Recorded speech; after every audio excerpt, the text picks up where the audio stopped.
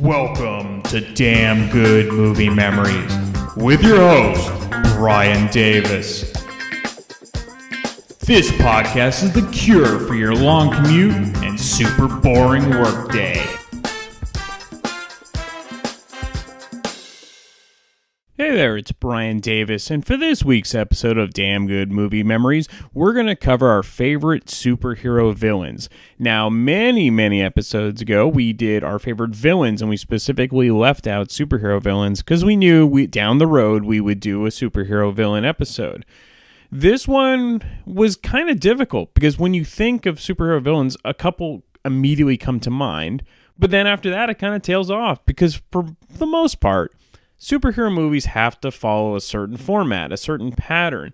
And so you really can't get, someone that's outside the box of a typical superhero villain and really go from there. I mean, it's you're kind of painted in a corner. And as you'll hear with my interview from David Gelber, who is a big-time superhero and comic book fan, we ended up bashing more than we talked about our favorites, but that's okay.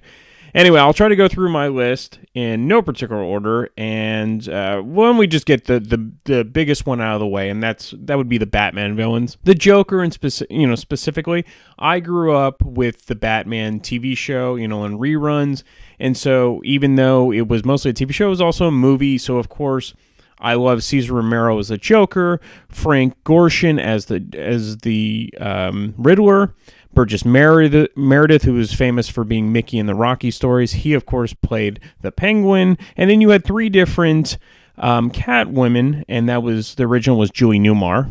Lee Merriweather was actually in the movie. And then Eartha Kitt, very briefly, played Catwoman.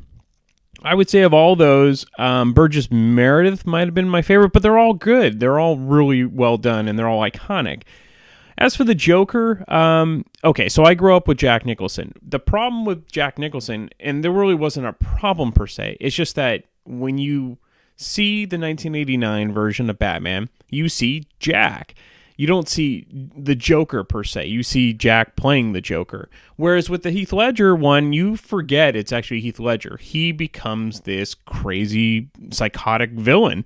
And, that's, I think, why most people turn to the Heath Ledger version over Jack Nicholson. And that shouldn't take any away from the Jack Nicholson version. But because it just seems like it's Jack, that's why Heath Ledger gets the nod when it comes to the Joker. All right, now let's go into other ones. So one of the more recent films, Ant-Man, I thought the character of Darren Cross, played by Corey Stoll, was pretty good. It was a good movie itself. He just plays your typical giant corporation villain, which I guess is easy to do. And along those same lines, Robert Redford played Alexander Pierce in Captain America Winter Soldier. Same type of thing. Robert Redford's an icon, so maybe he gets more leeway than most, but it was cool to see him.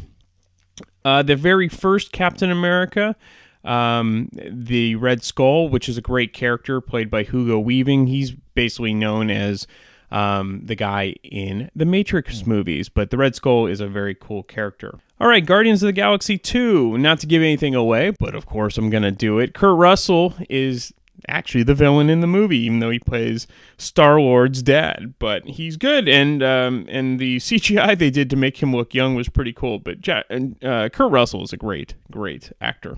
A lesser-known one would be the movie Kick-Ass, and the kid who plays Red Mist, he kind of it's a joke character of sorts, but Christopher Mintz-Plasse, who is better known as, I think that's McLovin in the Superbad movies. Let me look this up because, let's get it correct. I could edit all this out, but I probably won't. So let's check out Superbad, and I am correct. That is McLovin. Anyway, McLovin plays a villain in Kick-Ass, and so that's funny. All right, let's get to some more better-known ones. In the original Spider-Man movies, Willem Dafoe plays the Green Goblin, and I thought he was great as that. Again, my mind might have been a little clouded because really Spider-Man is what brought back the superhero movies into the foray, because Batman kind of killed the superhero genre after Batman Returns. And so when you get, the Schumacher era Batman, superhero movies kind of went away for a while. Spider-Man brought them all back. And as you'll hear, Alfred Molina as Dr. Octopus, everyone, I think, really enjoyed him, and that's the best one of the three. In the latest Spider-Man movie, Spider-Man Homecoming, Michael Keaton is great as Vulture. And Michael Keaton is one of those actors, much like Robert Redford and William Dafoe, that are iconic and they're top-notch and they're good in pretty much everything they're in. All right, let's end this with Superman. And we're going to go with the originals because that's what I grew up with. So Gene Hackman playing Lex Luthor, again, iconic actor.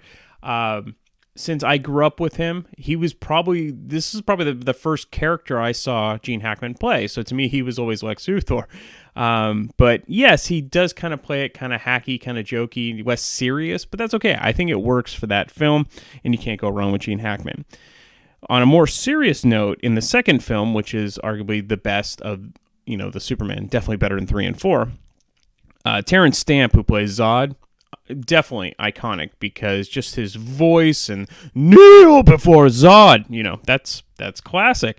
So yes, Terrence Stamp definitely put his stamp on the character of Zod. All right, so this might be a rather short episode because most of my regular guests are not big superhero fans, but what we do get is definitely high quality. I hope you enjoyed this week's episode, and we'll talk to you later. Kneel before Zod!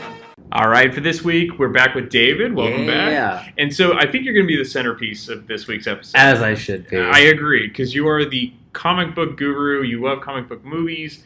And this week we are doing our favorite superhero villains. And there's a ton, but I think you'll probably give us less obvious picks, which is good. So. Well, I was going to say, this is a trick question, because there's no good fucking superhero villains. They're all terrible. Yeah. They're all bad. Mm-hmm. That's all. That's it. That's all you got. That's my list. Okay, so aside from like the obvious, sure, of, like Heath Ledger Joker, of course, everybody loves. He did a great job. Yep. Everybody loves the original, well, not the original, but the Jack Nicholson Joker. Although he didn't really fit that movie. Mm-hmm. Like, you had super serious Michael Keaton, and then you had Jack Nicholson just being farting himself. His way around. Yeah. That's a problem. Like you almost think of it not as the Joker, but as it's just Jack Nicholson. Whereas Heath Ledger, it really feels like the Joker as opposed to just Heath Ledger. So And then Batman Returns, that movie was just about the villains, really, but they weren't really that interesting. I mean, interesting concept of like Oswald Cobblepot being like they open the movie with like him getting thrown in the river. It's like, oh wow, cool. This is really a kid's movie. Dark. Film. His character more than any. I mean, Catwoman was dark, but not like because they were both like basically like thrown away people. So interesting, but and not super necessarily. Creepy too. Like really just unappealing. Like, well, she was appealing, but he was just like, what's going on? Like, why is your why do you have ink coming out of your mouth? That's right. Like, That's right. You're not a squid man. You're a penguin.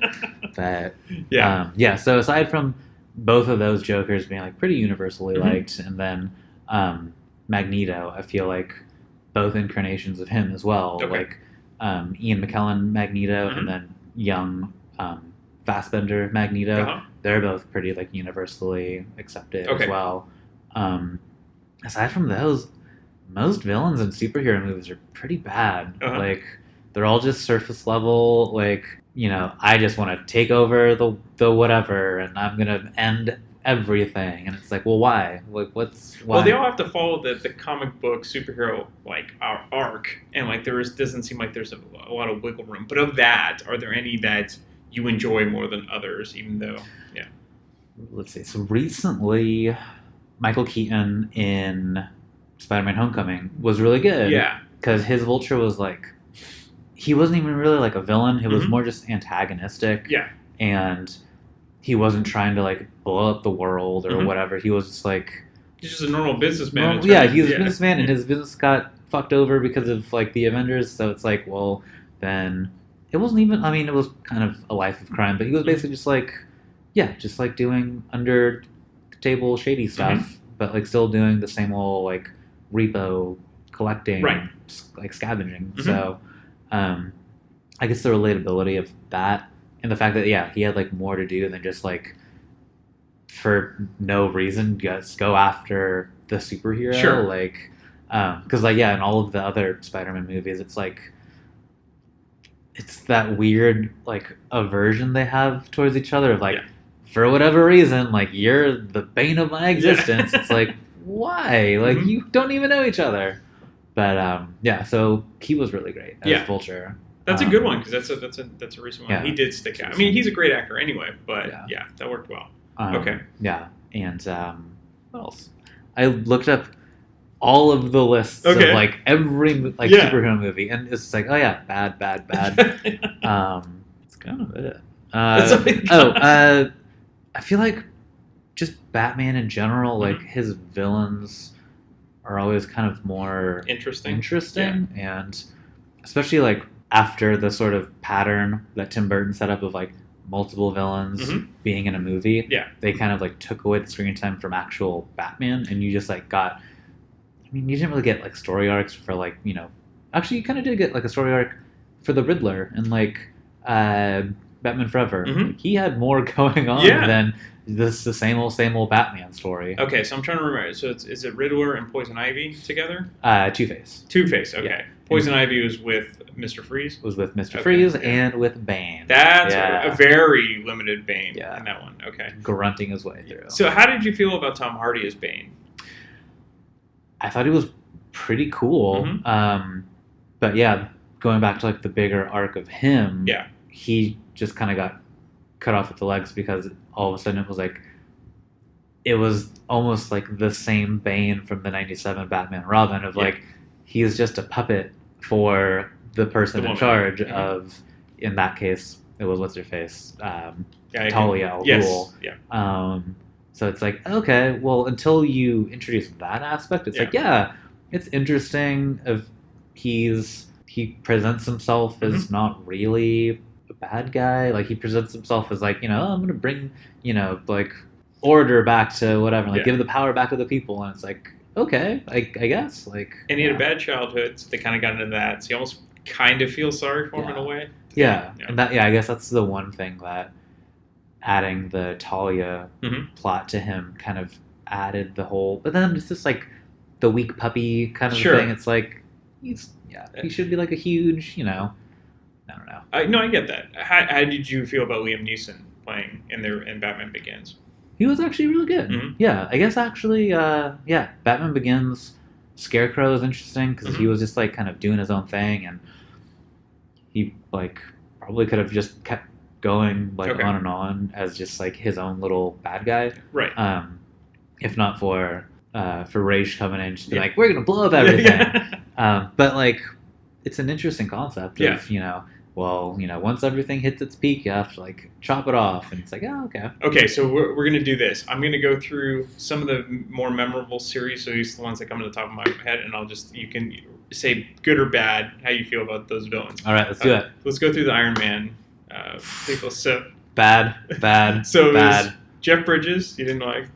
He was okay. That's the first one. But what they did with the villain was it was just a mirror image of Tony. Exactly. A bad version of him in a bigger, dumber suit. But he's a great actor. As an actor, he was interesting, at least to watch. But like, character motivations, like, okay, you just want the company for yourself, right? Like, corporate espionage. That's real interesting. Okay, so then the next one we have Mickey Rourke, who I think was right off The Wrestler. So I think so his dumb accent really was like, what are you doing here? And his character design was cool because he had like the whips and stuff. But after that one scene on the racetrack where like he whips the car in half, then he's relegated to just building stuff for what's his face, for Hammer, Justin Hammer. Oh Sam Rockwell. Yeah, for Sam Rockwell. And then the whole third act, like epic climax, he's just typing on a keyboard and sending all like the Sentinel drones after him and stuff. So it's like you have like muscly Mickey Rourke, like, and you just have him sitting behind a keyboard like chuckling away, chewing on like a toothpick. Yeah, like, he's a modern day cyber geek that can't. So and then Ben Kingsley as the Mandarin. He didn't. I mean, it's I could see why they did that, like, misdirect of, because you can't just do, Fu Manchu Mandarin, because it's like, then, the internet's gonna be like, well, you're racist. Yeah. So it was interesting that, like, oh, it's just an actor putting on a show, and he's just, like, a drunk guy, but they didn't have to call him, like, they could have just, made him something else. They didn't have to have the time. And then having Guy Pearce come in and be like, oh, I actually am the man. It's like, no, you're not. You're just like a dude hopped up on like extremis serum, whatever that thing was. It's like, you're in no way Mandarin. So it was weird. Okay, so Captain America. I'm trying to remember. Well, Red Skull. He was great. Like, yeah, I mean, for the way they did just being like a over the top like comic booky Nazi. Yeah, that was interesting. Who was the actor that played? I mean, he's pretty famous. The Lord of the Rings guy. Yes. Mr. Smith guy. Yeah. From The Matrix? Yeah. Yeah. I can't think of it. We'll think of it. Yeah. Let's do The Matrix. That guy. Yeah. He did an okay job. Yeah. But I mean, especially because it was an origin story for Captain America. It was one of those things where it's like the movie just focuses on the hero, and the villain's really just there to just be like thorn in his side kind of a thing. Whereas, you could do like a whole movie just on Red Skull. Oh, totally. Like, he's like an evil Nazi that leads this like Hydra organization. Yeah. And they're like, And they don't. That's the thing they're doing, and they're killing off people too, which is kind of I don't know. Which I never understood the pattern of killing. Which Marvel like MCU proper is, I guess, a little bit better as far as not. Actually, no. They still kind of kill off the villains. They're just like, let them exist to like come back for another, like with the Green Goblin in the Tobey Maguire. That's God. What was the guy's name? Played Willem Dafoe. William Dafoe. Yeah. It was super over the top, but it worked. I think for at least that movie. Well, even if going back to that first Spider-Man, it's so much campier than you remember, because like at the time it was like rebirth, like, ushered the whole thing, but like rewatching it now, it's like, this is really comic booky. Like it's really kiddie, and like another bad one that's coming to mind is, even though I do enjoy the movie, John Travolta in The Punisher. Oh, he was more interesting than Thomas Jane. He was The Punisher. He was. But he's still. There's one where it's John Travolta, so it's hard to get out of that. And he tried to play like such an evil, scuzzy, like mob boss guy. Yeah, it's funny how this episode turned into a we don't like. And it really just didn't work. Yeah. So my number one pick, I don't know if it's number one pick, but one of my dark horse ones is, and a lot of people don't like this movie, is The Green Hornet. But you got, God, no, I'm spacing on, Christoph Waltz plays the villain in that, and he's really good in it. He was the bad guy. I only saw it once. Yeah. And I was drunk. Okay, so. Sorry, maybe that was a good thing. I think it's underrated. Yeah, it was. Yeah, I thought it was underrated. Yeah. I mean, true, I was inebriated at the time, but when it ended, it was like, that was a fun, whatever. Yeah. Like, they didn't take it seriously, which I think some people didn't like. But Seth Rogen didn't even like it, so that says something. But I like how Kato was kind of the main guy. Yeah. And Christoph Waltz is good in everything, so he was kind of cool as the villain. I think that was like 2011. Yeah. So. Yeah, it was after Iron Man and like the MCU. Right. So everyone was like, everything needs to be a shared thing, and like everything needs to expand into a bigger like universe. And I don't know. I feel like since then it's kind of contracted back to like, let's just do standalones. Right. Like, we don't need a BVS to have 45 minutes of like, this is all just not part of this movie whatsoever. It's just setting up other stuff. So let's go into. So you do like Superman Returns, right? I do. You're an apologist for it. So good. So did you like? So I grew up with Gene Hackman as Lex Luthor. Which one did you like better, Gene Hackman or Kevin That was Spacey? the weird thing about Superman Returns is that it really was just a copy paste of the original Superman from '78. Yeah.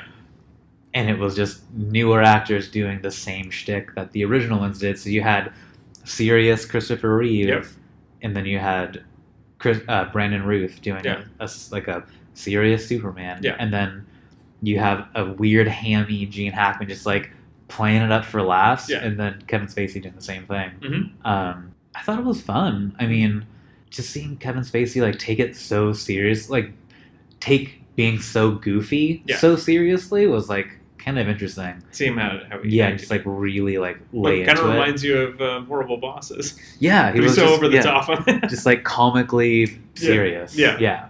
And then for the Zods, when you have the original Zod. I forgot about that. I liked Man of Steel Zod. Okay. For that same reason of like, well, he doesn't see himself as a bad guy. Mm-hmm.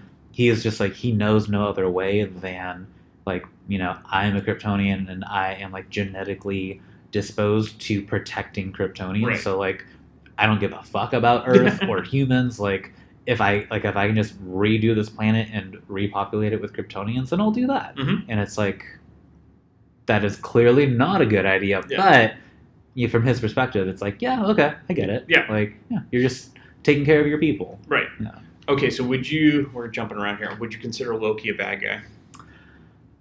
I was thinking about that because I was going through all the Marvel movies, and it was weird because he was the bad guy in Thor 1. Yeah, definitely. Because he sent that stupid thing to Idaho or wherever the hell they were. Yeah, exactly.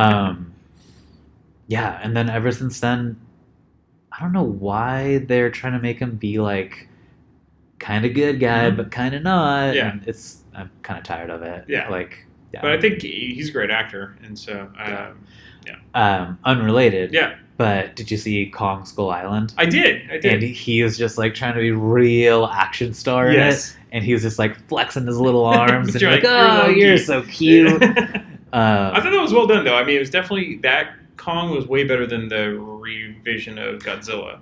Oh yeah, you barely saw Godzilla. Yeah, that's what I really liked about Kong Skull Island. Was like in the first 10 minutes, you're like full shot of Kong. You're like, exactly. Oh shit! All right. You get a lot of them. Yeah. And you like totally relate to him because he's just protecting his island and then like at the end when he's like getting lit on fire, like no.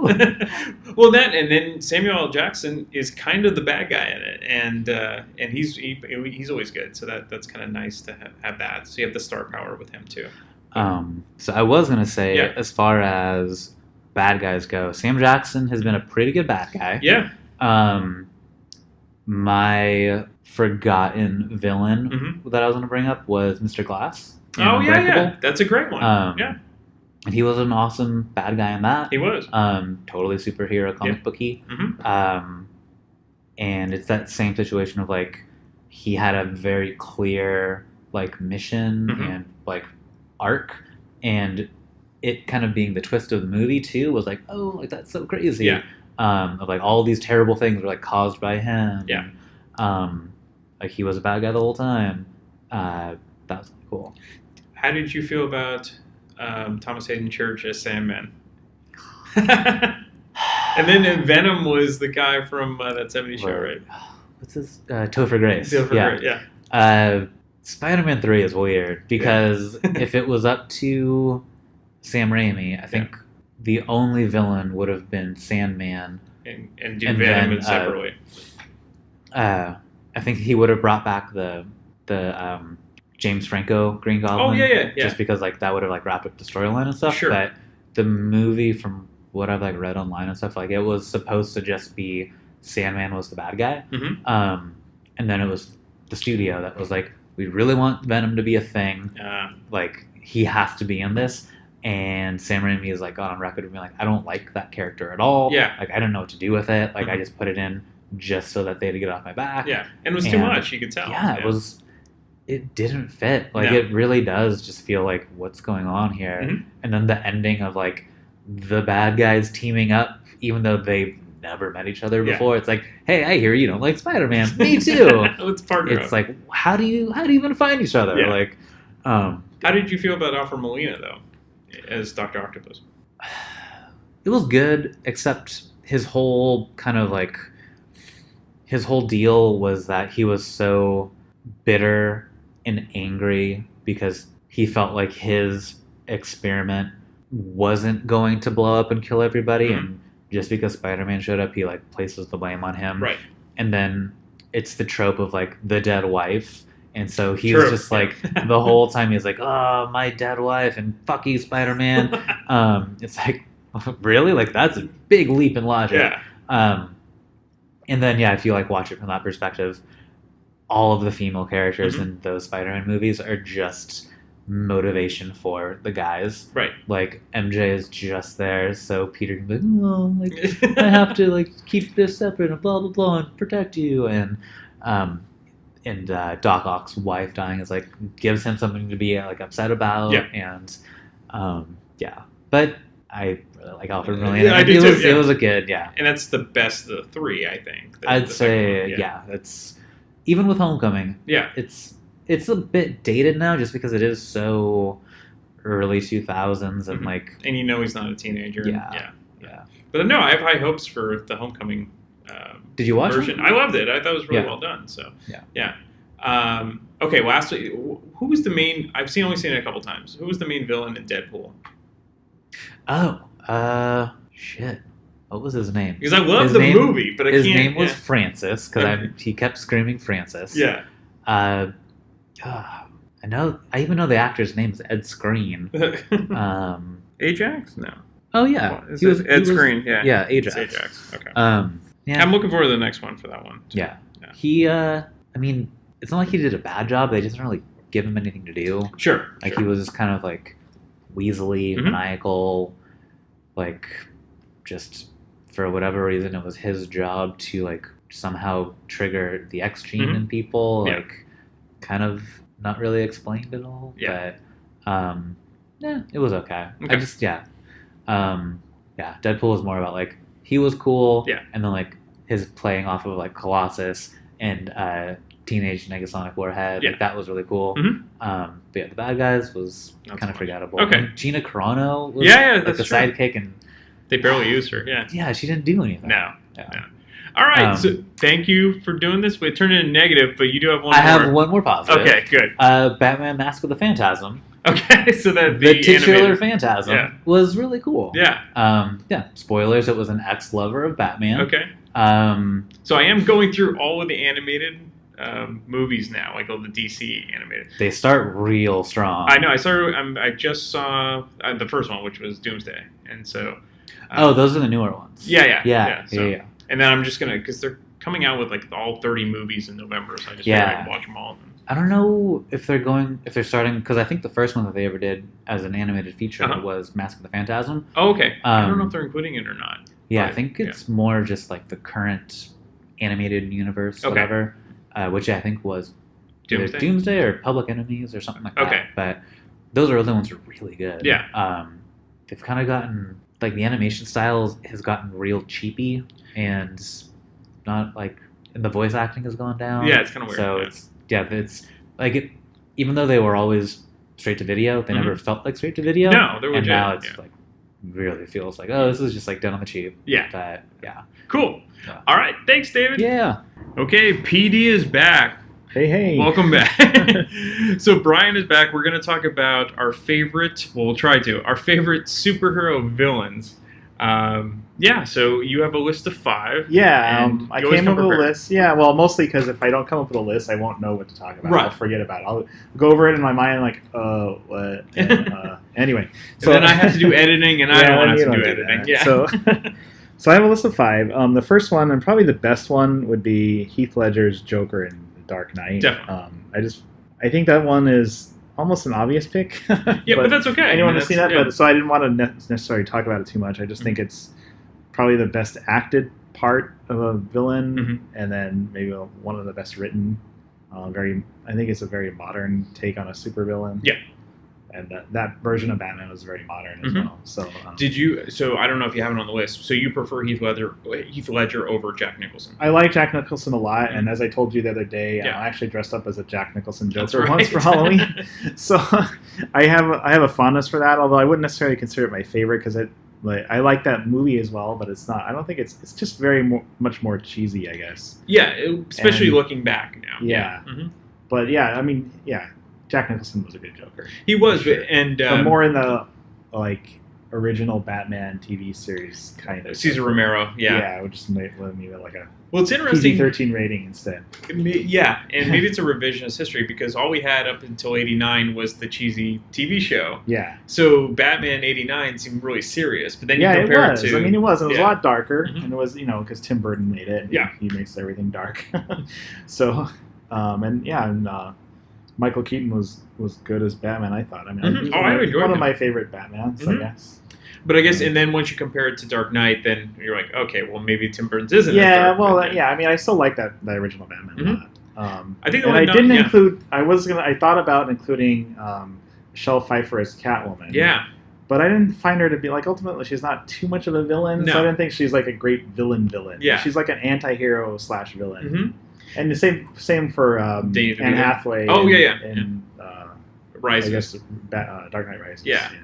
And then David and I kind of talked about how the Penguin with Danny DeVito, he's really dark. Like he's that's disgusting. That was my problem with that movie is that he's too like that movie got too dark because he ends up kidnapping children. I just thought it was too over the top for like a comic book movie. Exactly. I guess the only knock on Jack Nicholson is it's like it's Jack. Oh, for sure. Yeah, it's definitely Jack Nicholson as the Joker, not the Joker. Right. Well, that's where Heath Ledger was perfect. And, Heath Ledger was completely lost in that role. Totally. Okay, so what's the next one? So I just complained about the original Batman being cheesy. Now I'm going to talk about the Superman movies from the 80s there you go. Or 70s and 80s. I thought Lex Luthor. I mean, he's still one of my favorite villains. Gene Hackman's portrayal of him in the first Superman, actually, first two. He came back for Superman 4. Oh my god! I erased that from my memory. That was a terrible movie, even though Gene Hackman was probably good. And they must have given him like a truckload of money to actually. To return. Yeah. But he was. It was a weird take on him because he was like a evil genius used car salesman in a way. Yeah. It's a great way to describe it. Yeah. I don't know. It was comedic. It was kind of like self-aware, like almost parodying a villain, but I don't know. It was funny and evil at the same time. And I don't remember ever. And again, it's been a long time since I read the comics. Lex Luthor having like henchmen, so like he had Mrs. Tessmacher, and then he also had exactly, which is that's memorable. And then Otis played by Ned Beatty. So that's pretty great. I think that made it more humorous. I mean, the comics he has various hench people. Yeah, the different depending on who the writer and artists are. But I don't think there's anyone who's. I don't know if there was ever a Miss Tessmacher in the comics or Otis, maybe. It was almost like they wanted some sort of very attractive female besides Margot Kidder in the movie. Yeah, so. They had to have a foil, I guess, to Eye candy Kidder or something. Yeah, exactly. Okay, so that's all right, a good one. So then Superman 2, I actually really like Terrence Stamp as General Zod. Absolutely. I thought he was like super intense and evil but also slightly funny because he was a fish out of water. He's like this super powerful being that lands on. He's like the anti-Superman. Doesn't want to fit in. Just wants to like dominate everything. Exactly. Yeah. So I thought Terrence Stamp was just really good. The Kryptons in general were cool because you actually had people who were true foils of Superman that they were had the same powers. Yeah. And the whole Kneel Before Zod. Yeah, it was pretty funny. Yeah. Okay, and then the next one was Dr. Octopus from Spider-Man 2. The Sam Raimi series of Spider-Man. Definitely probably the best of the three. Yeah, that was my favorite of the three. And basically because of the villain, Alfred Molina, who I could have put him on my list of character actors because he's often a character actor. Yeah. But he was great as Doc. Sorry, he was great as Dr. Octopus. I think he was very. You saw there's a lot of internal conflict in him. He was kind of ultimately a good person, but just kind of overly obsessed by his work, and he, succumbs to his temptation. So it was, it was a good villain role. Which happens to a lot of the villains. Yeah. Like there almost has to be. You're not just bad for the sake of being bad. It wasn't terribly original in that sense, but it was a great portrayal of that type of villain. Yeah. So I thought it was great. And I like the Sam Raimi versions because it did hold true to the comics. I mean, that's they did. Were. Yeah. Spider-Man and MJ, and it was good. And the villains. So, and then the last one I just thought of before coming in here was Elijah Price from Unbreakable.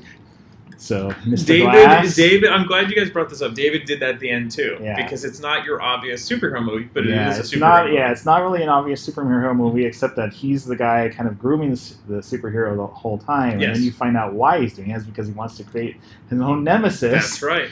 And he's such a comic book fan. So he's so obsessed, and he's literally the antithesis of the hero because he's instead of unbreakable, he's entirely breakable. Exactly. He has the genetic disease where he's broken. He breaks bones all the time. So.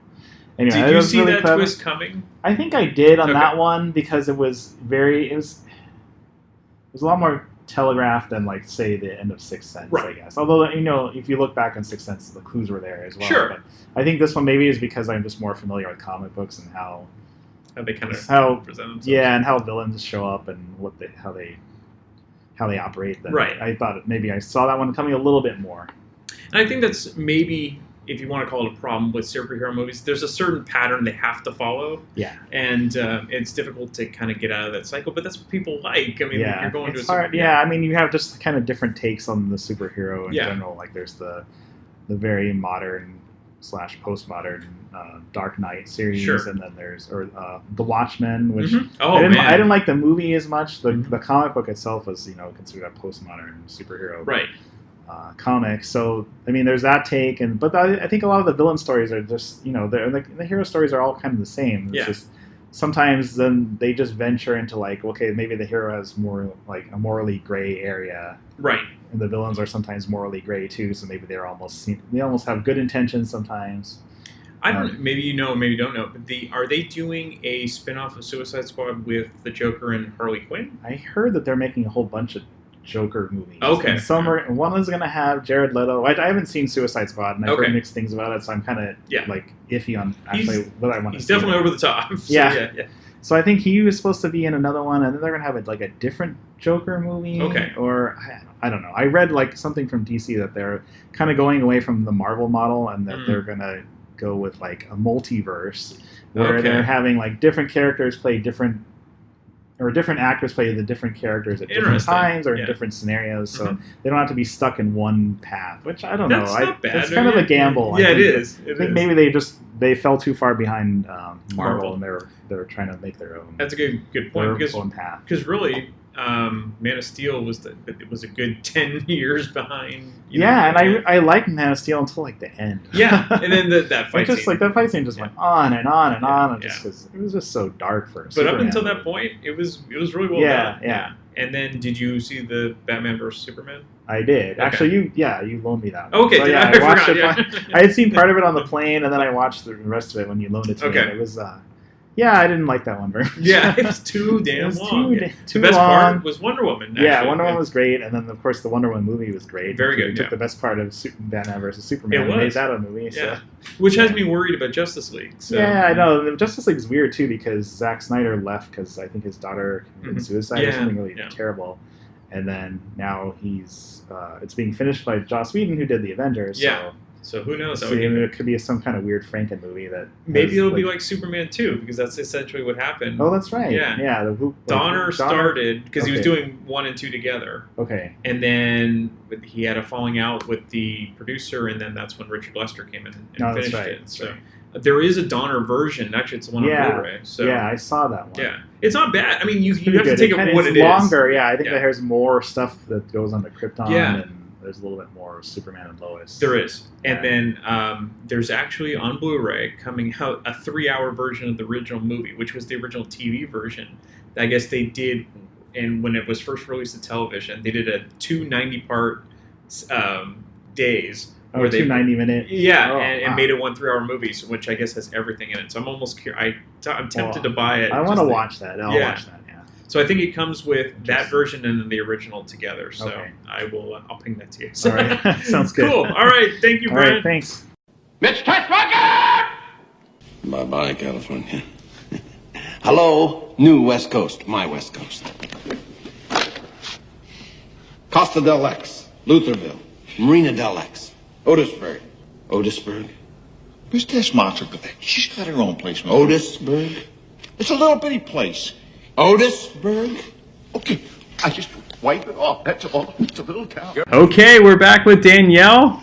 Welcome back. Thank you. So this week should be very interesting, much like last week's episode with Disney, where she tried to play by the rules, but of course doesn't. And so before we were talking about what would constitute a superhero movie, and she mentioned Harry Potter, and what was the first one?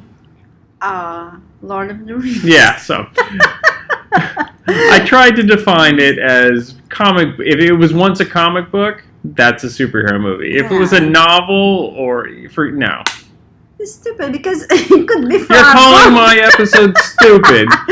If it doesn't exist anyway, so what's the matter? I mean, it could be from I think Harry you need your Potter. own. I need my own podcast. That's because without a that doubt. is first and second. I don't even like comic books. I know there's a common theme in the past two episodes that you don't even like the things we're talking about. I know. Yeah. I'm here just to pass time. Thank you. And so obviously our listeners are too. So here we go. All right, so let's see what you get. Nothing surprises me with your list anymore. Okay, So I have a list. Yay. I have 5. Oh, whatever. really? Not 6? I was not 6. Usually you like to be. Oh, I have 5.5 actually. Oh god. Okay, number 5.5. Or no? But I want to explain Sure. something, and I don't know if it counts or not. Okay. Stop looking at the time. I'm not looking at the time. I'm looking at the levels. You're timing me. I'm looking at the levels. I can be natural if I do. Oh my god. I can't do anything that's wrong. What are you looking at? What are you looking at? What are you doing? So no, seriously. Like for I think all the superheroes come. How to say, like the movies? Yes. Because I didn't read the comic books, right? That's fine. I never read the superhero Sure. comic books. I think so. I think maybe, I don't know, as a kid, I don't know. But I was never like into it that much. So I watched the movies. Okay. So that's my So thing. you never read the Batman comics or the Superman I think comics? I did, but I don't know, like it's so depressing. So I think there is a big influence on the actor who was playing. Okay. It's not even the superhero, but it's like the actor. No, So yeah. I like this superhero, but when this actor played and that one, I don't like the that's fine. the villain anymore. Yeah. Okay, so here we go. Number 5.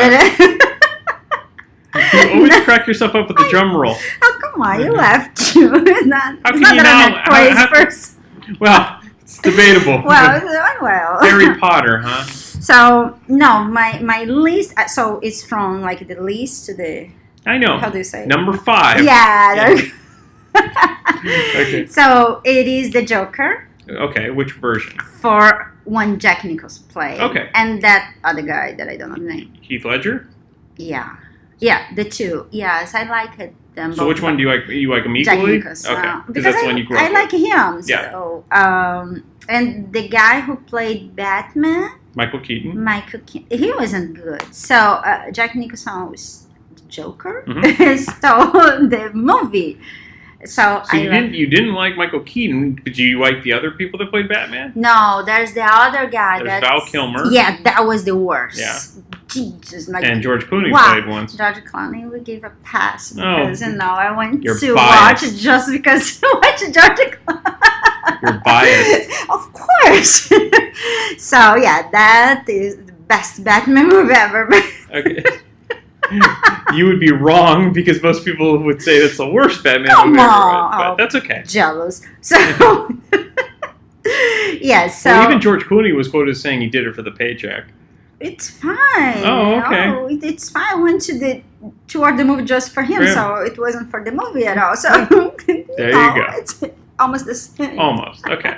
Fair enough. Okay, so you're going to go with the Jack Nicholson Yes, Joker. And Joker. That's Is that's that an iconic okay? Is one. acceptable, mister? Yes. Okay. Thank you. Okay.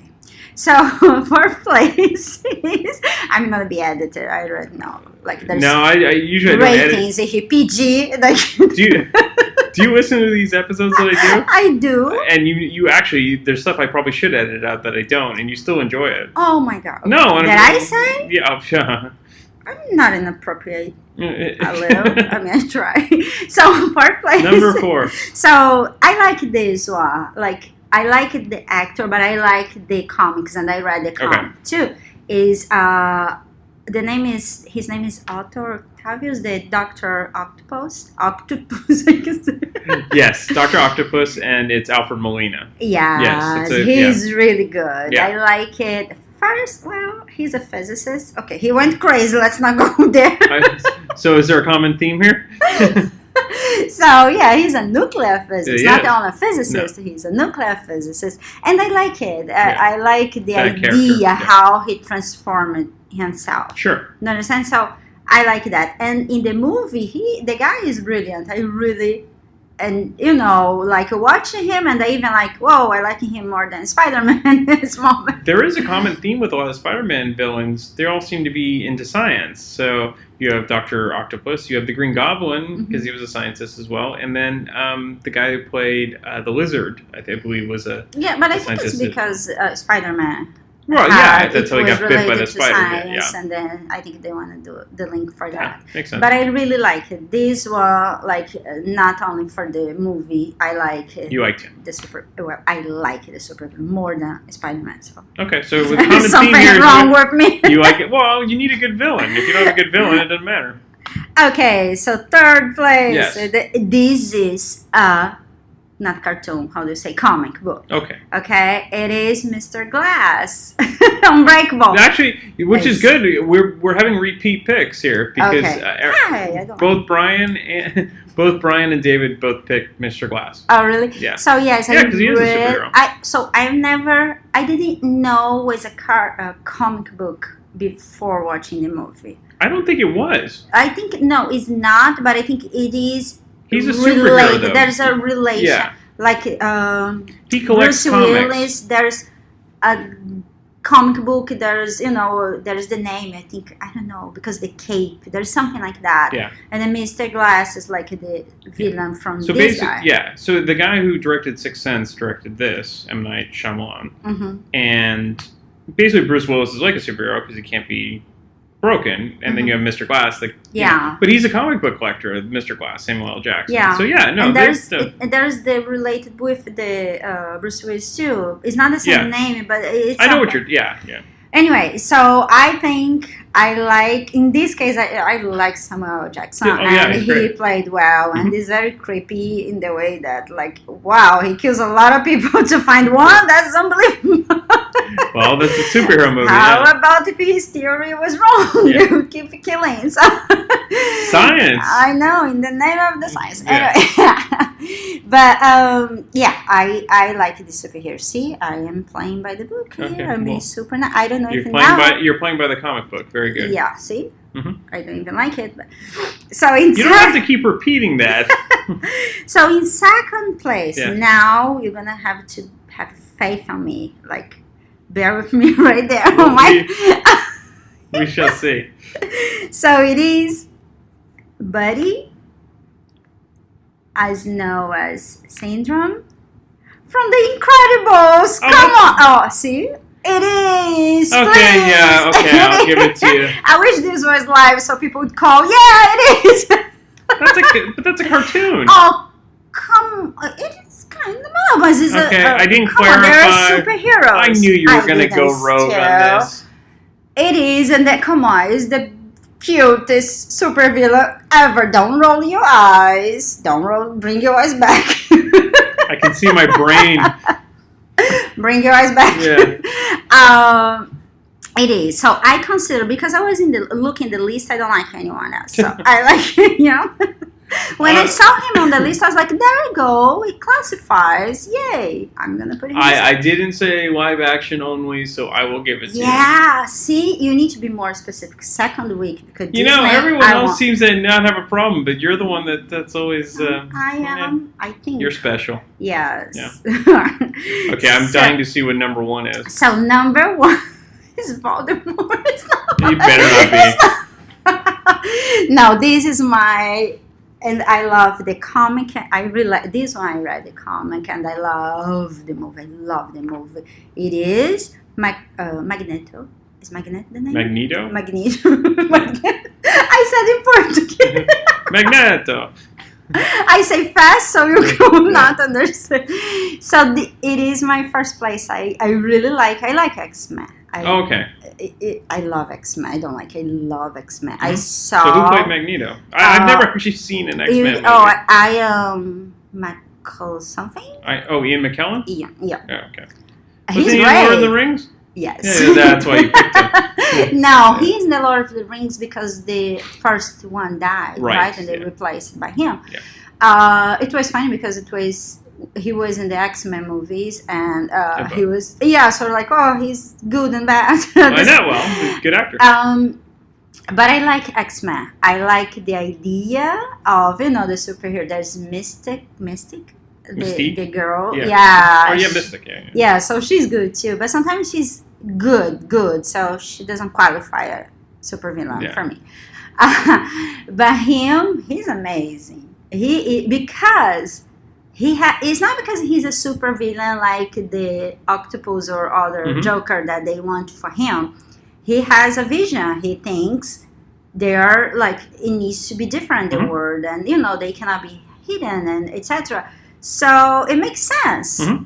But he goes a little bit beyond they all do. To prove the meaning. But I love X-Men, and he is my favorite superhero. And he is an incredible power from all of them. Well, I commend you because no one picked that one, and that one definitely qualifies as opposed to that's what you get. I was doing the winning dance, the winner dance, and she just smashed her elbow on the table. You probably heard that great thud. Okay, so let's move on from your painful elbow and go on to what is your half pick? No, it was Voldemort. I already said, but you were looking mad and rolling your sorrow or something. All right, Danielle. Thank you as always. Sure. If you enjoy this podcast and are an iTunes user, please do the show a favor and head on over to the official iTunes page for Damn Good Movie Memories. Be sure to leave a rating and a review. This will allow the show to appear higher in the algorithm and spread the joy of this podcast to the masses. If you are not an iTunes user, you can still listen and subscribe on Podbean at damngoodmoviememories.podbean.com. Be sure to like us on Facebook under our Damn Good Movie Memories page. You can also listen to a limited number of episodes on YouTube. I hope you enjoyed this week's episode, and be sure to tune in next week for an all-new episode of Damn Good Movie Memories.